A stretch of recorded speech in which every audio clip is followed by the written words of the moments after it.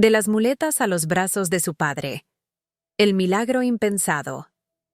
Un millonario poderoso cree que el dinero puede comprarlo todo, hasta que descubre lo imposible en su propia casa.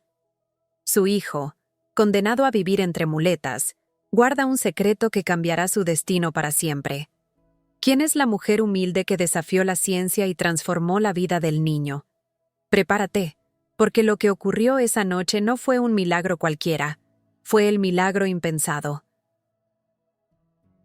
Nunca olvidaré la primera vez que crucé el portón de hierro de aquella mansión. El aire olía a jazmines recién regados, pero todo lo demás parecía muerto. La casa, enorme y majestuosa, se alzaba como una fortaleza de cristal y mármol, fría, impecable y, al mismo tiempo, desierta de vida. Caminé por el sendero de piedras pulidas con mi mochila gastada colgando del hombro, escuchando el eco de mis propios pasos y preguntándome si, de verdad, yo pertenecía a un lugar así. Había trabajado en muchas casas antes, siempre como empleada doméstica, algunas grandes, otras más modestas, pero ninguna me había hecho sentir tan pequeña como esta. El silencio era casi insoportable, como si cada pared blanca y cada lámpara de cristal estuvieran hechas para recordarme que yo era apenas un intruso, una sombra que pasaba desapercibida. Al abrirme la puerta, apareció el señor Alejandro Ferrer, alto, impecablemente vestido, con un traje azul oscuro que seguramente costaba más que todo lo que yo llevaba encima. Su mirada era rápida, cortante, la de un hombre que está acostumbrado a que el mundo se acomode a su paso. Apenas me saludó con un gesto de la cabeza. La cocina está al fondo. El personal ya le explicará lo necesario. Su voz sonaba como una orden más que como una bienvenida. Yo asentí, apretando mis labios para no dejar escapar ninguna palabra de más.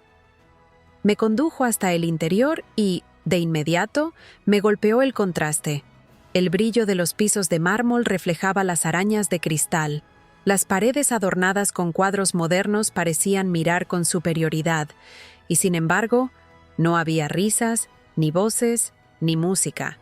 Solo un silencio pesado, el mismo que uno encuentra en las iglesias vacías.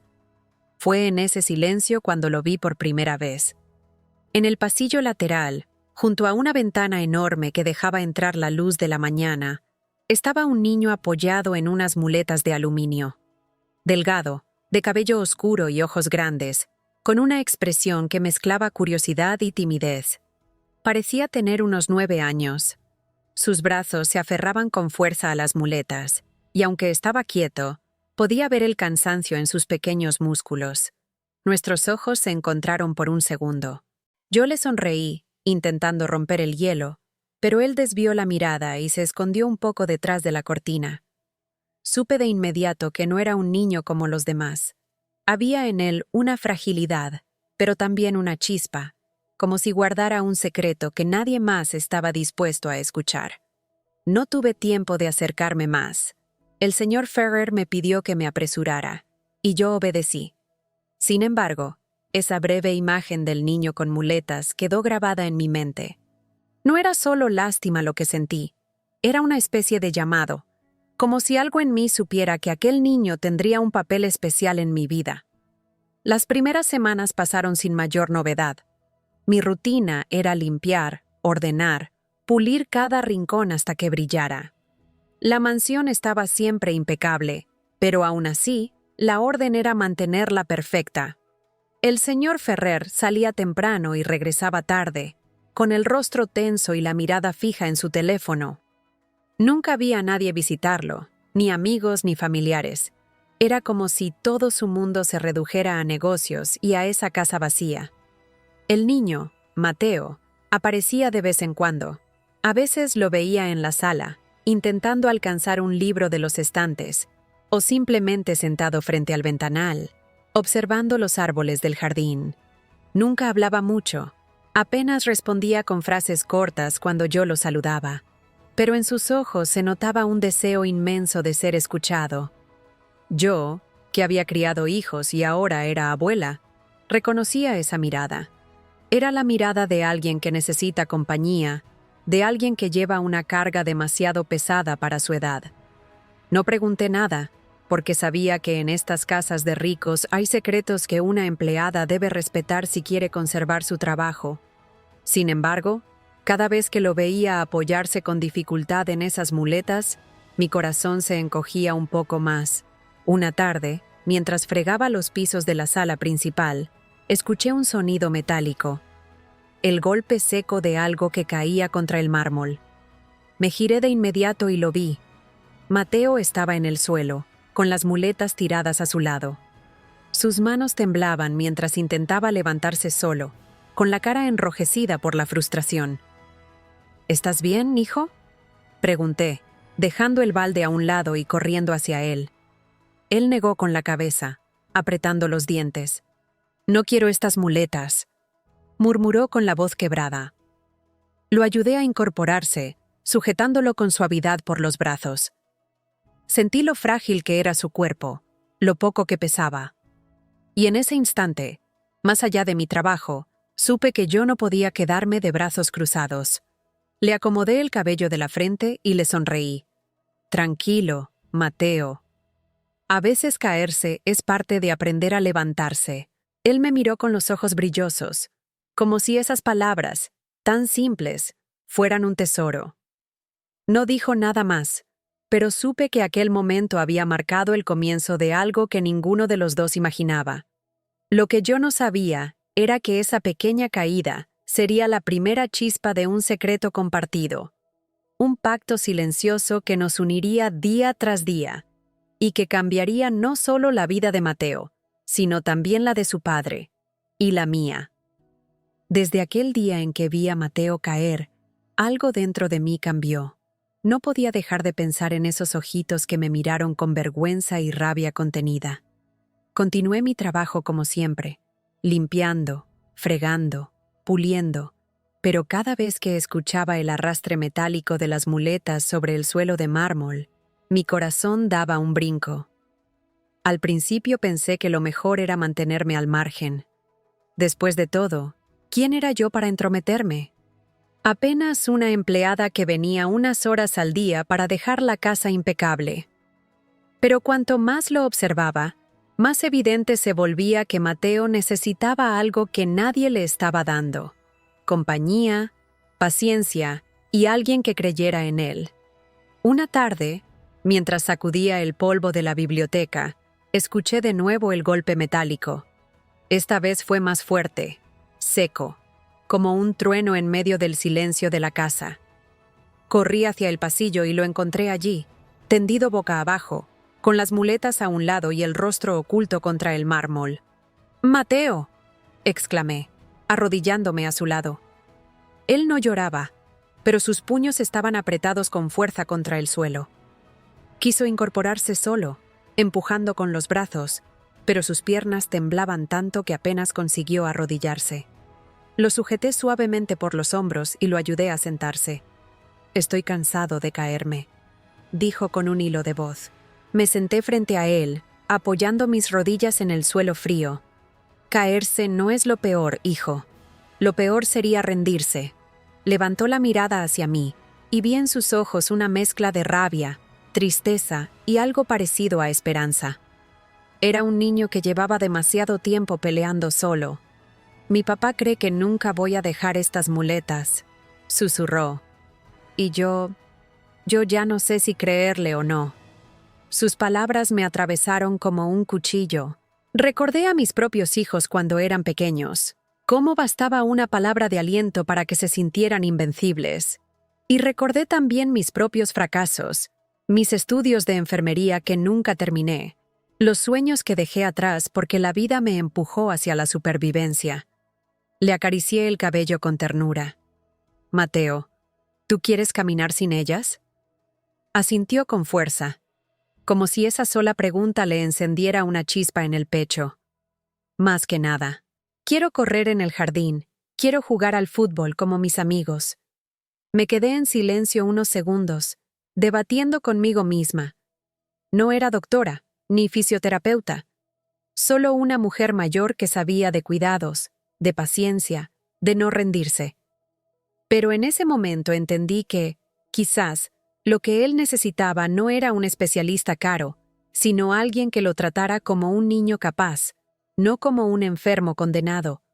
Entonces haremos un trato, le dije con una sonrisa. Cada día que yo venga a limpiar, vamos a practicar un poquito, paso a paso, despacito. Pero te advierto una cosa, no será fácil, y a veces dolerá. Sus ojos se iluminaron. ¿De verdad me ayudarías? Claro que sí, hijo, pero será nuestro secreto. Mateo sonrió por primera vez desde que lo conocí. Una sonrisa tímida, pero tan sincera que me llenó el alma. Me tomó de la mano y sentí la fuerza de su pequeño apretón como una promesa silenciosa. Ese mismo día comenzamos. No fue nada extraordinario, apenas unos pasos apoyado en la pared, mientras yo lo sujetaba por el brazo para darle equilibrio. Su respiración se aceleraba, sus piernas temblaban, y tras unos segundos se desplomaba otra vez en la silla. Pero la sonrisa no se borraba de su rostro. «Lo hice», dijo, jadeando. Aunque fueran 3 pasos, lo hice. Yo asentí, conteniendo las lágrimas. «Exacto, y mañana serán 4». A partir de entonces, nuestra rutina cambió. Yo llegaba temprano, dejaba mis cosas en la cocina, y mientras frotaba los pisos o sacudía el polvo, esperaba el momento en que Mateo apareciera en el pasillo con esa mirada de complicidad. Sabíamos que, en cualquier instante libre, transformaríamos la mansión en un pequeño gimnasio improvisado. Utilizábamos lo que teníamos a mano: las barandas de la escalera como pasamanos, las paredes largas del corredor como soporte, incluso los muebles pesados como puntos de equilibrio.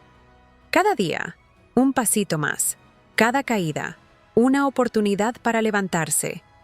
«Si mi papá se entera, me va a regañar», decía Mateo a veces, con un dejo de miedo. «Entonces que sea nuestro secreto». «¿Sí?», respondía yo guiñándole un ojo. Y él reía bajito, como si aquel pacto invisible nos hiciera invencibles. Con el paso de las semanas, lo vi transformarse. Sus piernas, antes rígidas y débiles, empezaban a ganar fuerza. Sus pasos, aunque cortos, eran más firmes.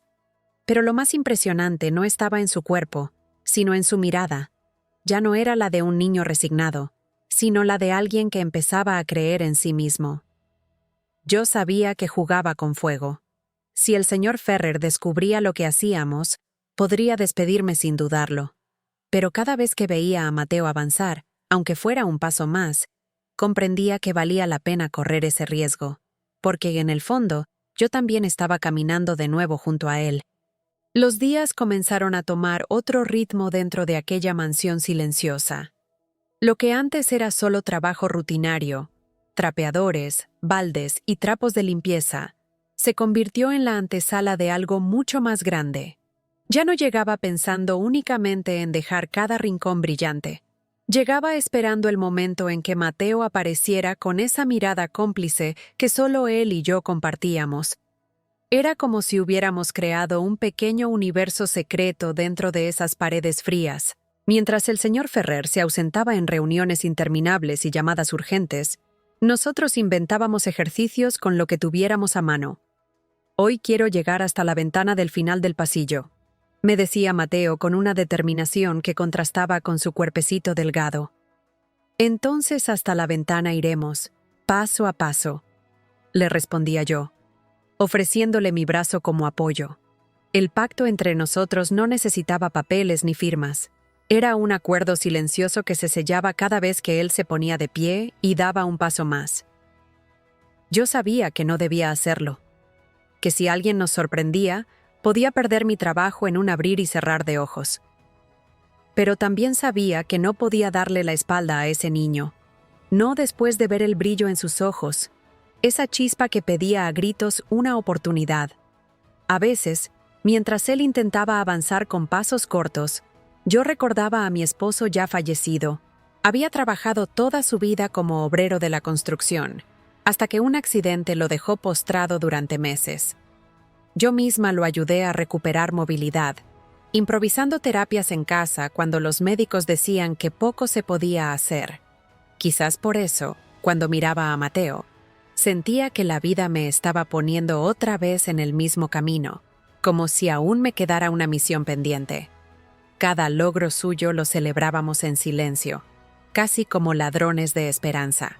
Un día fueron 3 pasos sin muletas, otro día 5. A la semana siguiente logró mantenerse de pie durante medio minuto sin apoyo. Yo lo animaba con palabras sencillas, y él reía, con el rostro sudado pero iluminado. ¿Crees que algún día pueda correr?, me preguntó en voz baja una tarde, mientras descansaba en una silla después de un ejercicio. Correr comienza con caminar, Mateo. Y ya estás caminando. Lo demás vendrá, le respondí, secándole la frente con un paño. Fue entonces cuando me tomó la mano con seriedad y dijo: «Prométeme que no me vas a dejar hasta que lo consiga».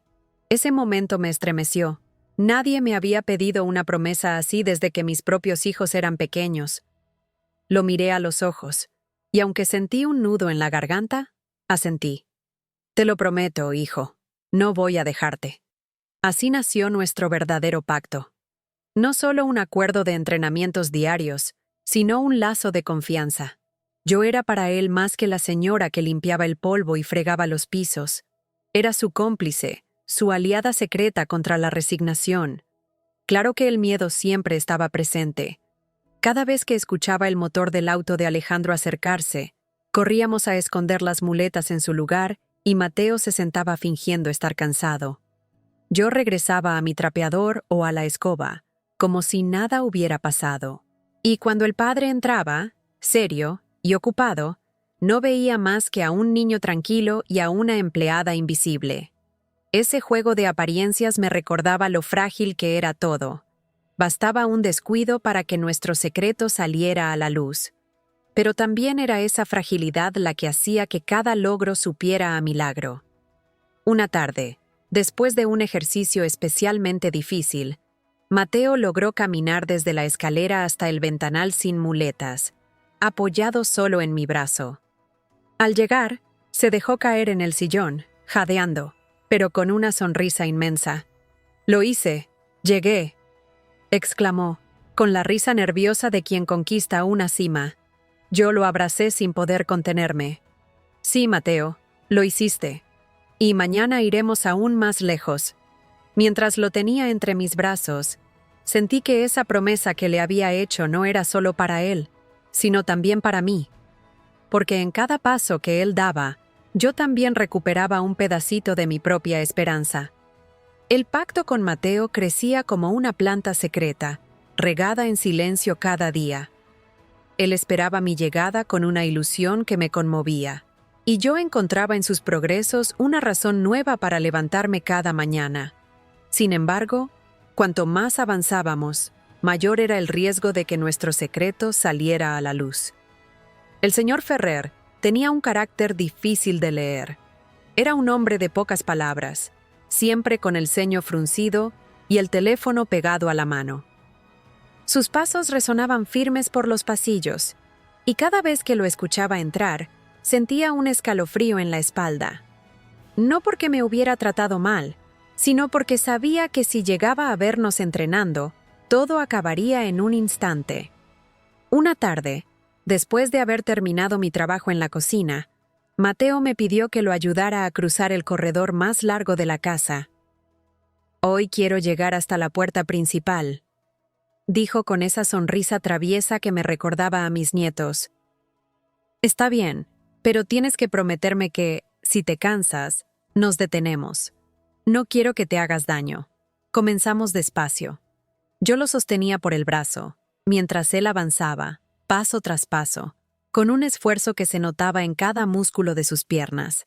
La luz del atardecer entraba por las ventanas altas, iluminando su rostro sudado, pero lleno de determinación. Ya casi llegábamos cuando escuché el ruido inconfundible del motor de un auto entrando en el garaje. «¡Es mi papá!», susurró Mateo, con los ojos abiertos de par en par. Sentí que la sangre me helaba. El tiempo se nos había acabado. «Rápido, siéntate aquí», le dije, ayudándolo a caer suavemente en un sillón cercano. Le puse las muletas a un lado, fingiendo que siempre habían estado allí. Después tomé el trapo de polvo más cercano y comencé a limpiar frenéticamente la mesa. El portón se cerró con un golpe metálico y los pasos de Alejandro resonaron en el vestíbulo. Entró en la sala con su habitual porte elegante, el maletín en una mano y el teléfono en la otra. «Buenas tardes», dijo con voz seca, sin levantar demasiado la vista. Mateo respondió apenas con un «Hola, papá», intentando sonar natural. Yo seguí limpiando, con la cabeza gacha, como si no existiera. Alejandro dejó el maletín en el sofá y se quitó la chaqueta. Durante un instante, pensé que su mirada se había detenido demasiado tiempo en nosotros, como si intuyera algo extraño. Pero enseguida volvió a sus asuntos, marcando un número en el teléfono y caminando hacia su despacho. Solo cuando escuchamos la puerta cerrarse, Mateo y yo soltamos el aire contenido. Él me miró con complicidad y soltó una risita nerviosa. Casi nos atrapa. Me llevé la mano al pecho, todavía con el corazón desbocado. «Mateo, tienes que ser más cuidadoso. Si tu papá descubre esto, me despedirá de inmediato». «Pero valió la pena», respondió orgulloso. «Caminé más que nunca». Y tenía razón. El riesgo era real, pero cada pequeño logro hacía que todo valiera la pena. A partir de ese día, redoblamos las precauciones. Solo practicábamos cuando estábamos seguros de que Alejandro no estaba en casa.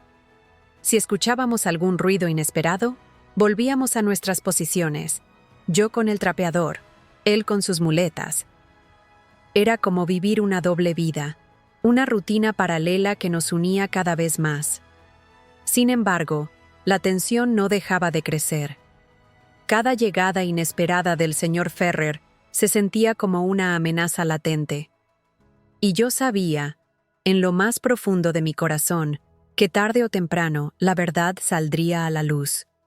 Lo que no podía imaginar era que, cuando eso ocurriera, no sería el fin, sino el comienzo de algo mucho más grande.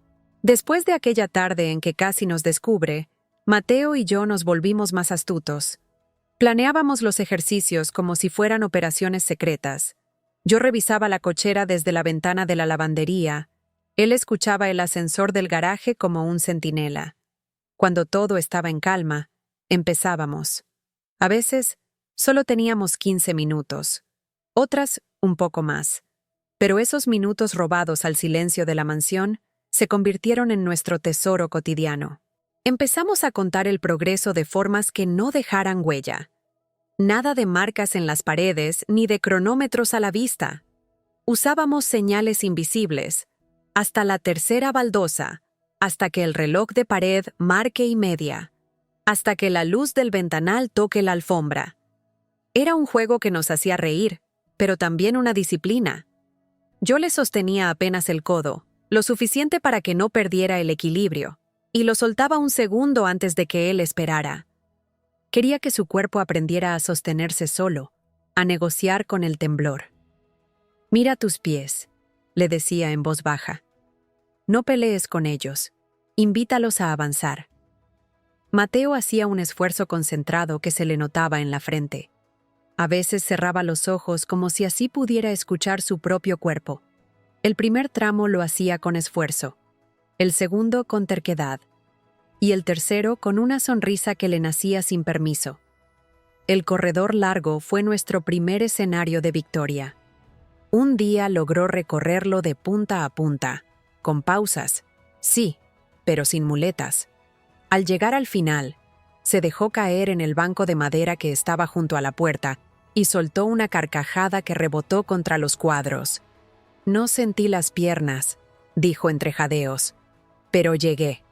«Las sentiste», le corregí. «Las sentiste trabajar. Eso es distinto». La casa, de a poco, empezó a parecernos menos hostil. Donde antes yo solo veía mármol y cristal, ahora veía apoyos, ritmos, metas. La escalera se volvió un instrumento. Subíamos 2 peldaños y bajábamos 1, con el cuerpo pegado al pasamanos, enseñando al equilibrio a confiar. La biblioteca, con su alfombra gruesa, fue el reino de los pasos blandos.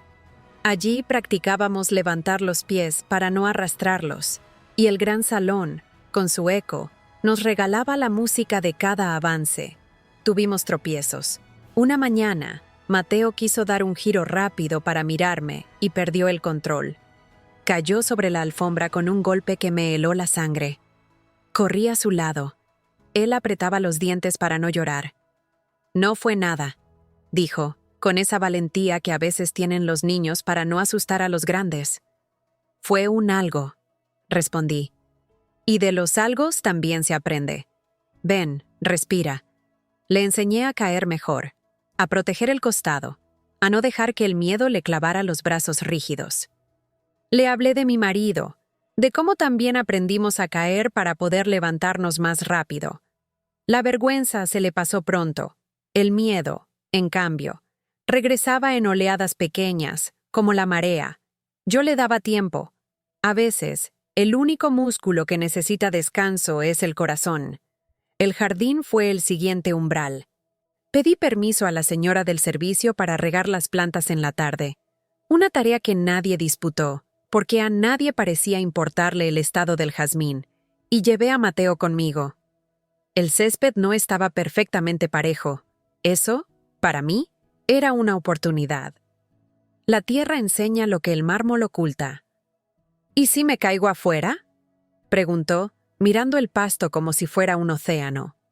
«Te mancharás los pantalones», sonreí. «Y yo sabré que hoy practicamos de verdad». Caminamos junto al borde del cantero.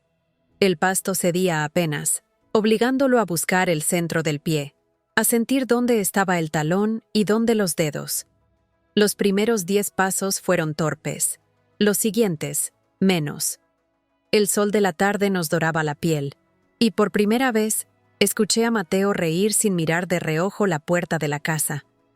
«Huele a tierra», dijo. «En la sala huele a cera, pero aquí huele a jugar». Ese día entendí que la esperanza también tiene olor. Empezó a pedirme tareas. «Hoy quiero llegar hasta la sombra del árbol. Mañana quiero tocar la fuente». Armamos una pequeña rutina que combinaba fuerza y paciencia.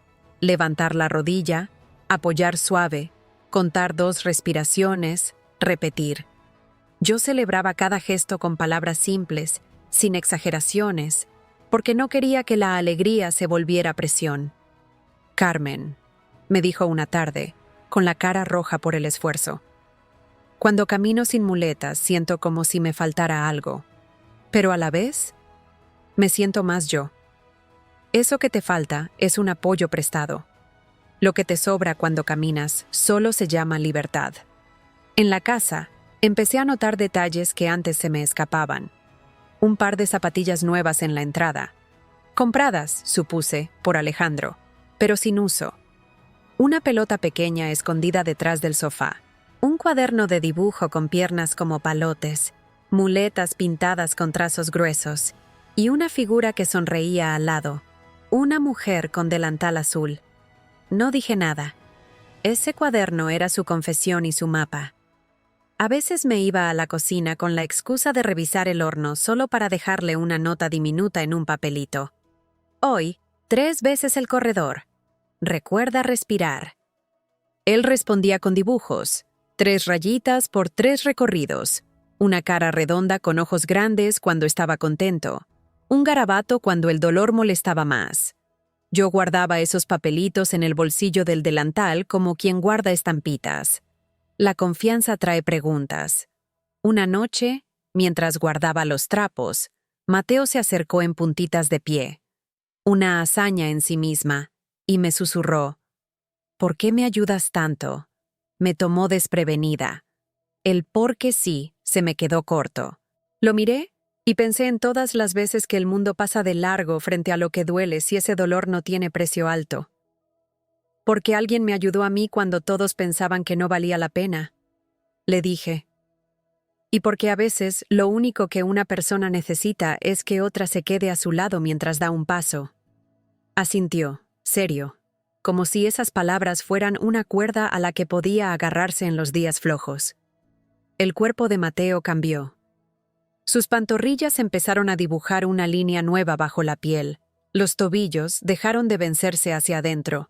El tronco encontró un centro que no tenía. No era magia, era terquedad con amor. Yo le corregía con toques mínimos. Baja los hombros, mira al frente, no aprietes la mandíbula.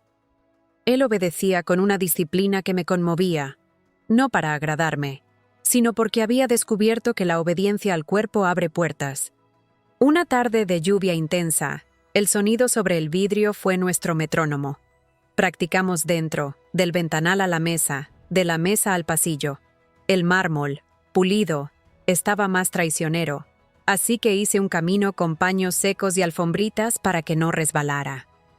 Al final, agotado, se dejó caer en la silla, y yo le ofrecí un vaso de agua con una rodaja de limón.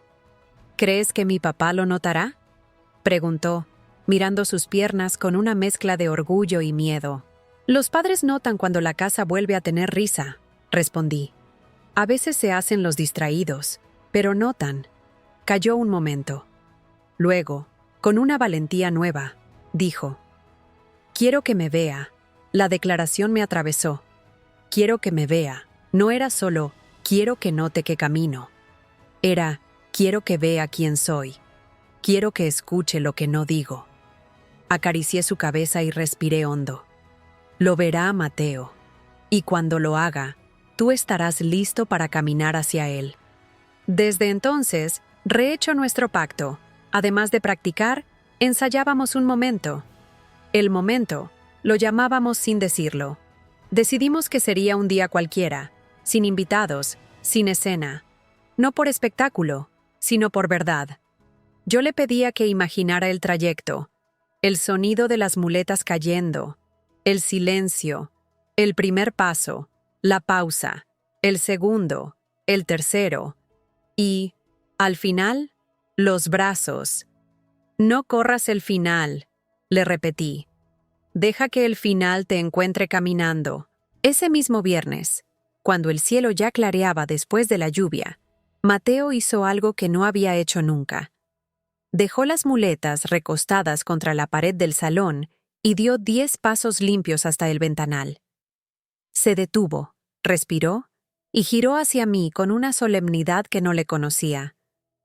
«Esto no lo quiero esconder más», dijo, bajito. «Quiero decirle que tú me ayudas». Me quedé en silencio. La verdad tiene un peso dulce y peligroso. Lo abracé y sentí en su espalda el calor de un cuerpo cansado y orgulloso. Cuando llegue el momento, susurré: «No tendrás que decir nada. Caminarás, y tu cuerpo hablará por los dos». Esa tarde, mientras acomodaba los floreros del recibidor, escuché el mismo rumor que tantas veces nos había asustado. El motor del auto entrando en el garaje, la puerta pesada bajando con un zumbido. Pero esta vez no sentí el escalofrío habitual. Miré a Mateo, que estaba de pie junto al sofá, y vi en sus ojos una calma nueva. «¿Hoy?», preguntó con un hilo de voz. «Hoy, si tu corazón dice que sí». Los pasos de Alejandro sonaron firmes en el vestíbulo. La llave giró en la cerradura interior. La casa, conteniendo la respiración, parecía esperar con nosotros. Yo di un paso atrás, como quien corre la vista para dejar el cuadro completo. La puerta se abrió, y supe que el siguiente paso ya no me pertenecía. La puerta se abrió con el mismo sonido de siempre, el crujido de la cerradura, los pasos firmes sobre el mármol, el olor a perfume caro que anunciaba la llegada del señor Ferrer. Pero esa vez, el aire estaba distinto. No sé si fue porque Mateo ya estaba de pie, con las muletas recostadas contra la pared, o porque yo, en lugar de sentir miedo, sentí un extraño cosquilleo en el pecho, como si supiera que algo inevitable iba a ocurrir. Alejandro entró al salón con su porte habitual, traje impecable, maletín en una mano, el teléfono en la otra. Hablaba con alguien en tono severo, frases cortas, órdenes rápidas. Apenas levantó la vista para saludarme con un gesto seco. Yo fingí ocuparme de los floreros, aunque mis ojos seguían sin querer cada movimiento suyo. Mateo, mientras tanto, permanecía de pie junto al sofá. Lo vi respirar hondo, sus pequeños hombros subiendo y bajando como si cargara un peso inmenso. Dio un paso. El sonido fue mínimo, apenas un roce en la alfombra, pero para mí retumbó como un trueno. Yo contuve la respiración.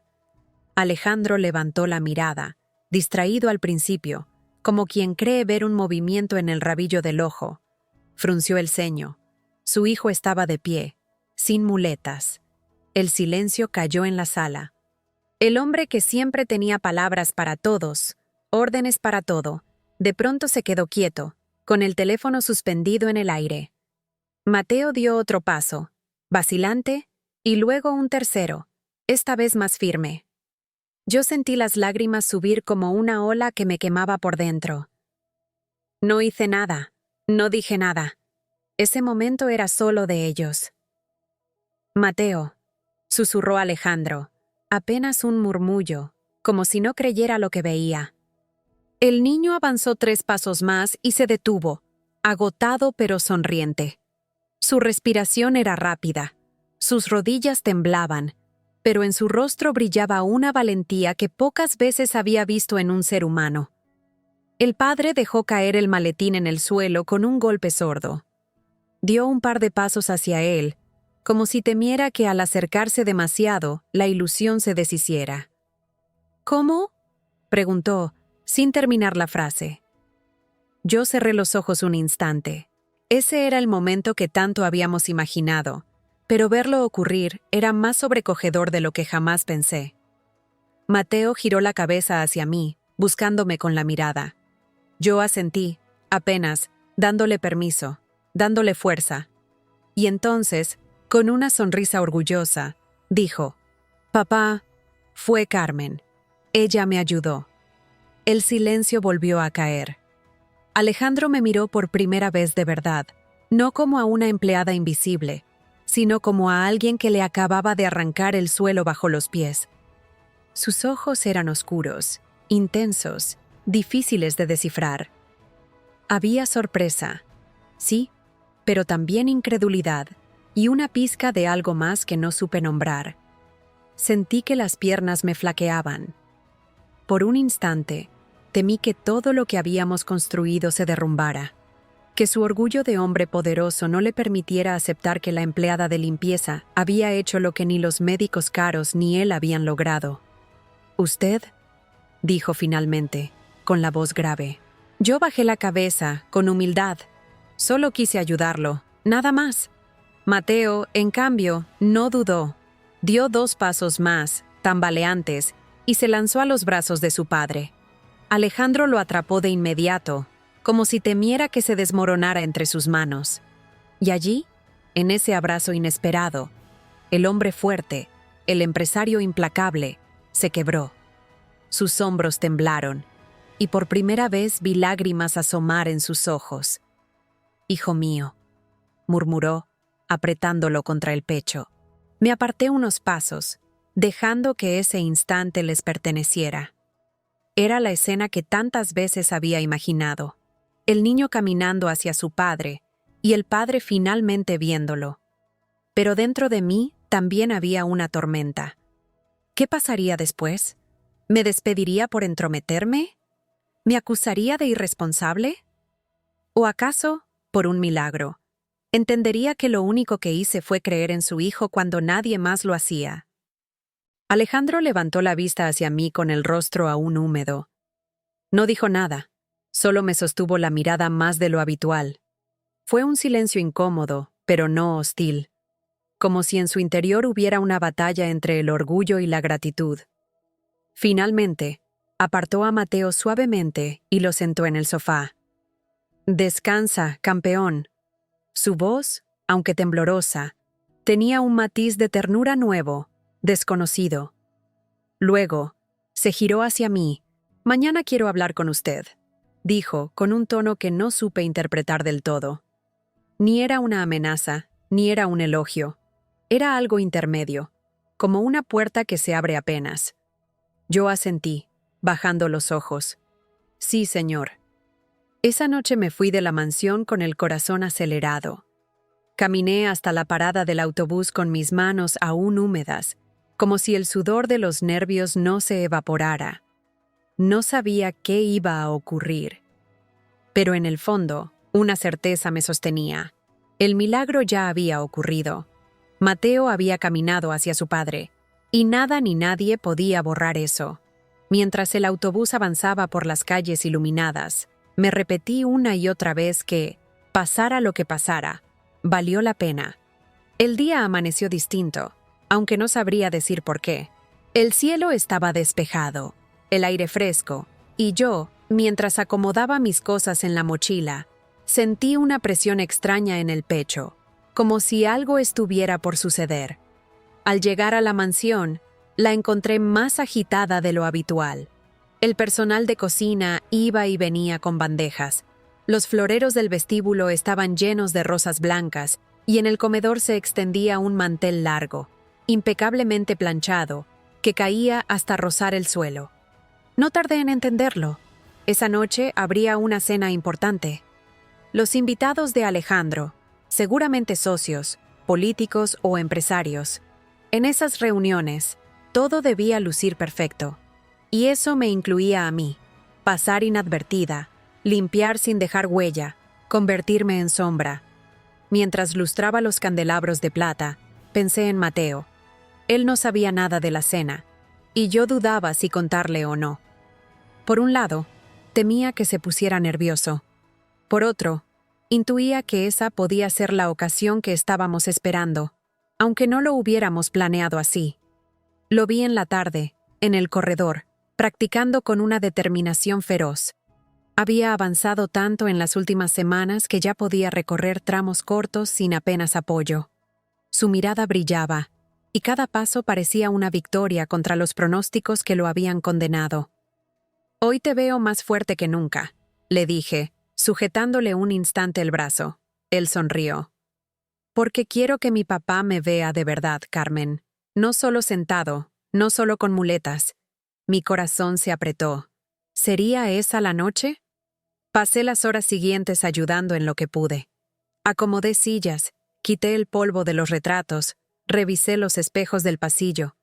Cuando los invitados comenzaron a llegar, la mansión se transformó.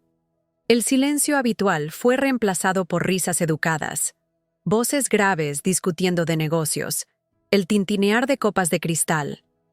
Alejandro saludaba con firmeza, con esa elegancia imponente que lo caracterizaba.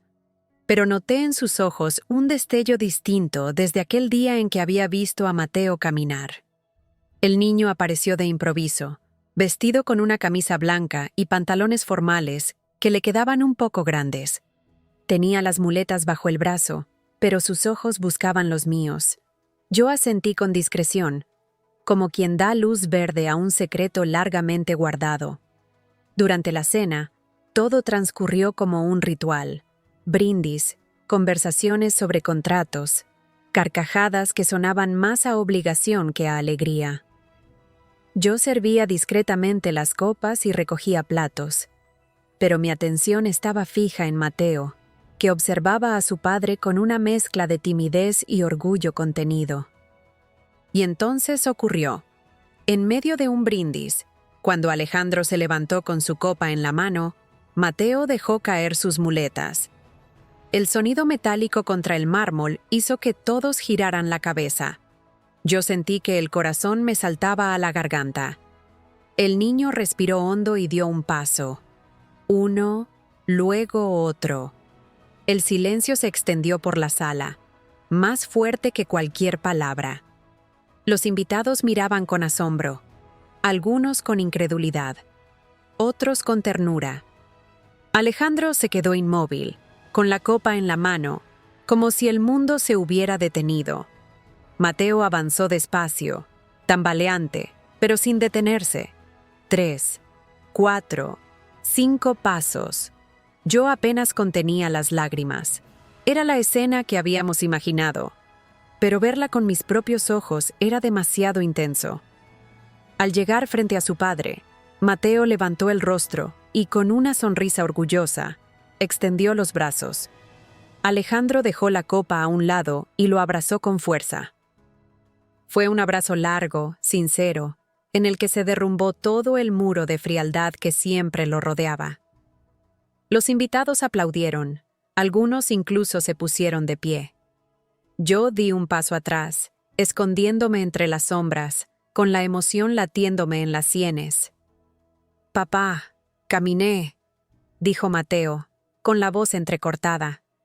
«Y fue gracias a Carmen». Todos giraron la cabeza hacia mí. Sentí el rubor subir por mis mejillas.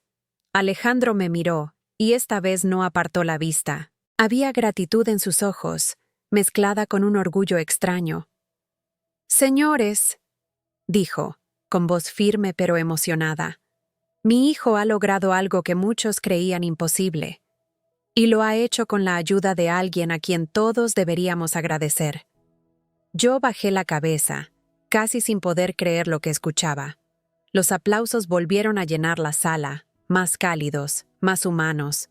No eran para mí, sino para Mateo, pero me sentí parte de ese milagro compartido. Esa noche comprendí que ya nada volvería a ser igual. Nuestro secreto había dejado de ser secreto. Ahora era un testimonio vivo, un milagro que había unido a padre e hijo frente a todos. Y mientras recogía las copas vacías, con las manos temblorosas pero el corazón ligero, pensé que a veces la vida nos da la oportunidad de ser testigos de algo sagrado. Ese fue mi regalo. Ver a un niño caminar hacia los brazos de su padre. Nunca olvidaré lo que pasó después de aquella cena. La imagen de Mateo soltando las muletas y caminando hacia su padre quedó grabada en cada rincón de la mansión. Al día siguiente, el ambiente ya no era el mismo. Donde antes reinaba el silencio pesado, ahora había un aire nuevo, casi ligero, como si las paredes hubieran aprendido a respirar. Yo llegué temprano, como siempre, con mi delantal azul y mi mochila gastada. Pero en lugar de encontrar el eco vacío, escuché risas en el comedor. Risitas suaves, la voz grave de Alejandro, y en medio de todo, la risa clara de Mateo, una risa que jamás había oído dentro de esa casa. Me detuve un instante en la puerta. Padre e hijo desayunaban juntos, algo que nunca había visto antes. Alejandro le servía jugo y Mateo hablaba sin parar, contándole cada detalle de lo que habíamos practicado en secreto durante semanas. No pude evitar sonreír. Esa mesa, tantas veces fría y solitaria, ahora tenía calor humano. Alejandro me vio en la entrada y me hizo una seña para que me acercara. Su mirada era distinta. Ya no me atravesaba con indiferencia ni con la severidad de un patrón. Había en sus ojos algo que yo solo podía describir como gratitud sincera. «Carmen», dijo, poniéndose de pie, «mi hijo me ha contado todo. Sé lo que hizo por él». Yo bajé la cabeza, nerviosa. «No hice nada extraordinario, señor. Solo le tendí la mano cuando lo necesitaba». Mateo intervino de inmediato. «No, papá, ella hizo mucho más. Ella me enseñó a creer que podía». Alejandro sonrió, acariciando el cabello del niño. Luego volvió a mirarme. «Usted le devolvió algo que yo pensé perdido. No tengo cómo agradecerlo». Las palabras me conmovieron. Yo, una simple empleada de limpieza, estaba escuchando agradecimientos de un hombre que parecía tenerlo todo. Pero lo que más me emocionó fue ver que, por primera vez, hablaba no como empresario, sino como padre. Desde ese día, las cosas cambiaron en la mansión. Alejandro no me despidió, como tantas veces temí. Al contrario, me pidió que continuara ayudando a Mateo en su recuperación. Pero no se detuvo allí. Comenzó a llegar más temprano a casa, a compartir tiempo con su hijo, a escucharlo. Era como si el milagro de esos pasos hubiera abierto una puerta también en su corazón. Yo seguí trabajando, claro, pero mis tareas ya no se limitaban a limpiar. Ahora formaban parte de algo más grande. Cada tarde practicábamos con Mateo, pero ya no en secreto. Alejandro a veces observaba desde el sofá, otras veces se sumaba, alentando a su hijo. Y juntos descubrimos que el verdadero lujo de aquella casa no eran los cuadros ni las lámparas de cristal, sino la risa que volvía a llenar los pasillos. Un día, Alejandro me sorprendió con una propuesta. «Quiero financiar un programa de rehabilitación para niños como Mateo», me dijo. «Y quiero que usted forme parte. Tiene un don, Carmen. No todos logran despertar esa fe en los demás». Me quedé sin palabras. Nunca había imaginado algo así. Yo, que había pasado mi vida fregando pisos y limpiando vidrios, ahora recibía la oportunidad de transformar vidas. No por títulos ni estudios, sino por algo tan sencillo como la paciencia y la fe. Acepté, claro. No podía negarme a un llamado tan profundo. Mateo, mientras tanto, seguía progresando. Cada semana lograba algo nuevo. Subir escaleras sin apoyo, caminar tramos más largos, incluso dar pequeños saltos. Sus ojos brillaban cada vez que conseguía un avance, y cada vez corría, o mejor dicho, caminaba rápido, hacia su padre para mostrarle lo que podía hacer. Yo lo observaba en silencio, con el corazón lleno. Sabía que mi papel en su vida no era eterno, pero mientras durara, sería un privilegio. Una tarde, mientras recogía mis cosas para irme, Mateo me abrazó con fuerza. «Gracias, Carmen, por no rendirte conmigo». Acaricié su cabello y le respondí con lágrimas en los ojos. «Gracias a ti, hijo, por enseñarme que siempre se puede empezar de nuevo». Salí de la mansión esa noche con el alma ligera. El cielo estaba encendido de estrellas, y yo sentí que cada una brillaba un poco más. Había trabajado toda mi vida en silencio, invisible entre trapos y detergentes. Pero esa vez, por primera vez en muchos años, supe que había dejado una huella. La verdadera riqueza, pensé mientras caminaba hacia la parada del autobús, no está en el oro ni en los trajes caros. Está en los brazos de un padre que recibe a su hijo caminando. Está en los ojos de un niño que aprende a creer en sí mismo. Está en los pequeños milagros que nacen cuando alguien se atreve a tender la mano. Y yo había tenido la suerte de ser parte de ese milagro impensado.